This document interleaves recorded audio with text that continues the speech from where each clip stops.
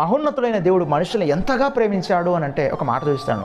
మీరు ఎప్పుడో చదువుకునే మాటే మరొకసారి మీకు గుర్తు చేస్తాను. యోహాను సువార్త 3వ అధ్యాయము 16వ వచనాన్ని మీరు చూసుకోగలిగితే, యోహాను సువార్త 3వ అధ్యాయము 16వ వచనం.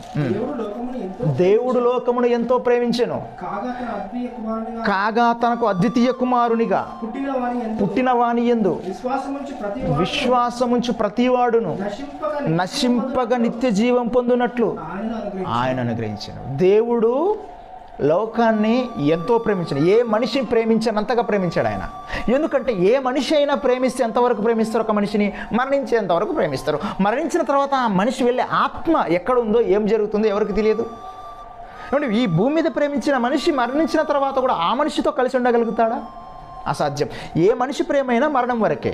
మరణించిన తర్వాత కొన్ని రోజుల తర్వాత నెమ్మదిగా మనిషి మనసులో, మెదడులో మరపు స్టార్ట్ అవుతుంది. నెమ్మదిగా మర్చిపోతారు.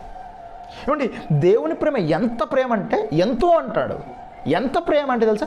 మనిషి మరణించినా వీడని ప్రేమ. ఇంకా చెప్పాలంటే మరణమైన అందరినీ విడదీస్తుంది, కానీ మరణం అందరినీ విడదీస్తుంది మనుషులందరినీ, కానీ మరణంతో కూడా విడిపోని ఎడబాయని ప్రేమ, అదే దేవుని ప్రేమ.